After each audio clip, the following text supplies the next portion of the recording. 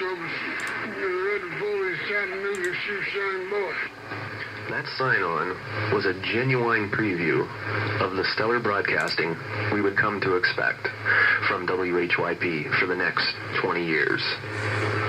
Unfortunately, in 1986, James David Brownyard passed away at age 59. July 4th, 1998. Two very disturbed and twisted individuals come up with the idea of resurrecting James Brownyard and his station on shortwave, Irish shortwave.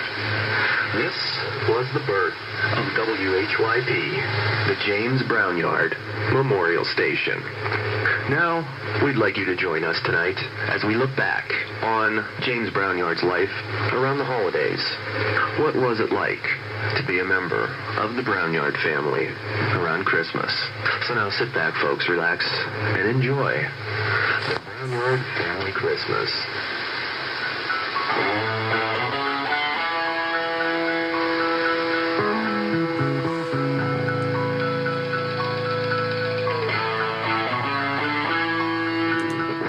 Family Christmas on WHYP Shortwave.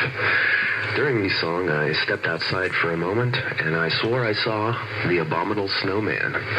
As it turns out, it was only George Zeller rummaging around the backyard. Oh, well, that happens this time of year in the lake effect snowstorms we have here in northeast Pennsylvania. And as many of you already know, James Brownyard was obsessed with the weather. 55 degrees, isn't it wonderful? Isn't it wonderful? 55 degrees, there's one for the record, 59 the record. Pittsburgh 48, Buffalo 40, Cleveland 53, Franklin 42, Jamestown 40 and fog, London 36, Toledo 46. Partly cloudy tonight, low near 43, windy and warmer on Monday, 40% chance of showers, high 60, 65. Now we stand 1 degree away from tying the record 59. Today we're at 58. We need 2 degrees to own the record. Let's go get them, Tiger. On this side, we'll go over the top. The holiday seasons were no exception. James often wondered whether it was going to be a white Christmas or not. One Christmas morning, James woke up and dashed to the front door, and he opened the door. Don't open the window, influenza. Or perhaps he just opened the window and noticed there was no snow. It was a green Christmas. Smoky green grass. However, the weatherman predicted a white Christmas, as did the Old Farmer's Almanac. This launched James into a 20-plus minute rant about how the weather forecasters always screw up. Chase the first day, how are you going to get 3, 4, and 5 days ahead? This spring, though, it's pretty good back soon. So how are you going to tell you what 5 days ahead is when you can't even get the days? You know, proof is in the pudding. They got all kinds of gimmicks. Christmas Eve was a festive time at the Brownyard household. Hey, it wouldn't be a Brownyard Christmas without James leaving a case of Cook's Golden Anniversary beer and a bag of pork rinds for Santa Claus. Well, it looks like the Brownyard family is about ready to dance the Christmas polka. Let's join them in the den, shall we? Why not? This is Christmas season, so WHYP was a licensed station with a pirate radio mentality. James ran his station the way he thought it should be ran. No advertisers dictated to him. Not at all. James was very outspoken about local politics, the FCC, and the weather, of course. James never could understand why the FCC made him shut down his station on 1530 at sundown. But more times than not, you would find dead air or the end of a record going...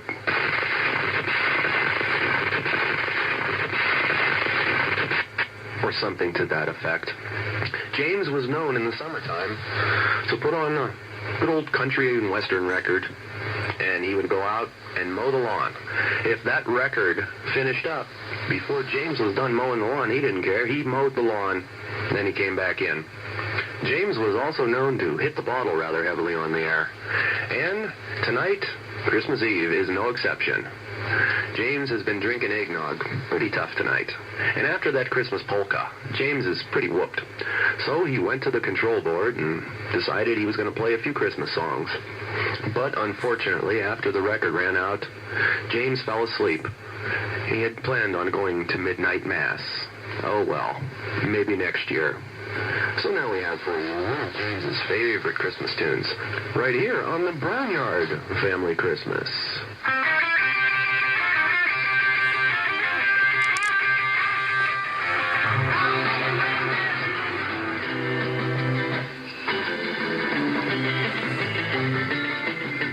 This is Robbie Brownyard, and you're listening to WHYP.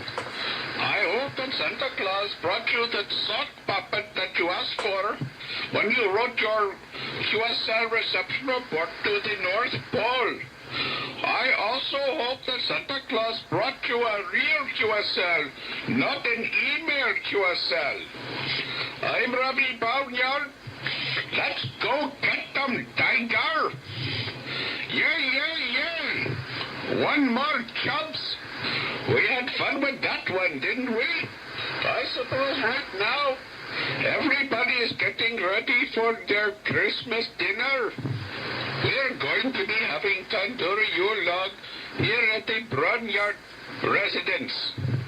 I understand there is a very big dinner going on for Christmas at Commander Bunny's house or hutch. I understand that he has invited many guests, including Winston, Beans, Thumper, Mosby. I love my radios, and of course, Gort and Grease Fox. Should be a very interesting Christmas dinner.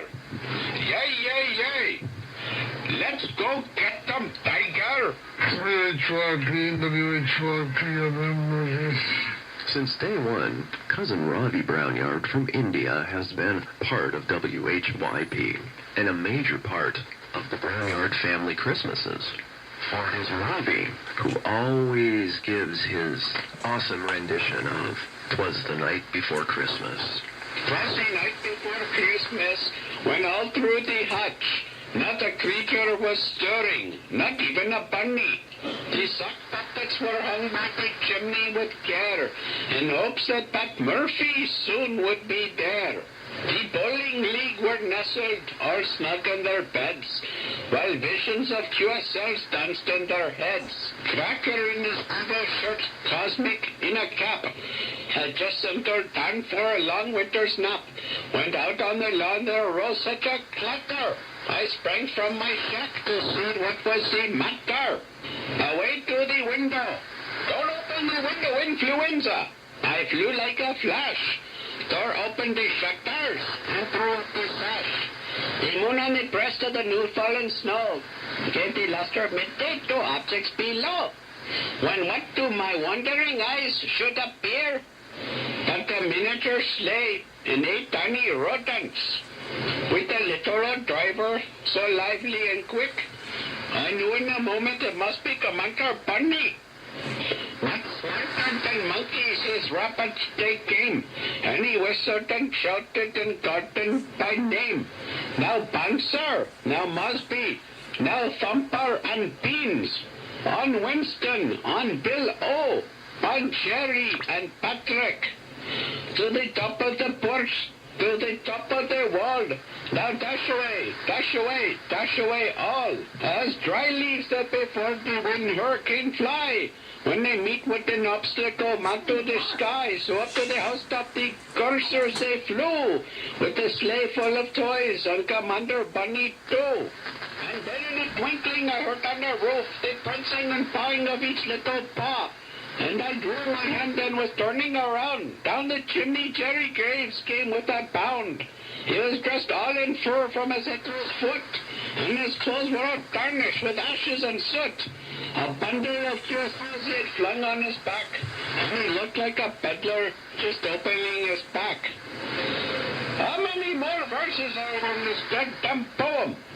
I'm just going to skip to the end. And giving a a nod at the chimney he rose. He sprang to a sleigh, to his king gave a whistle, and away they all flew like the down of a thistle. But I heard him explain, as he drove out of sight, Happy Christmas to all you ape humans, and to all a good night.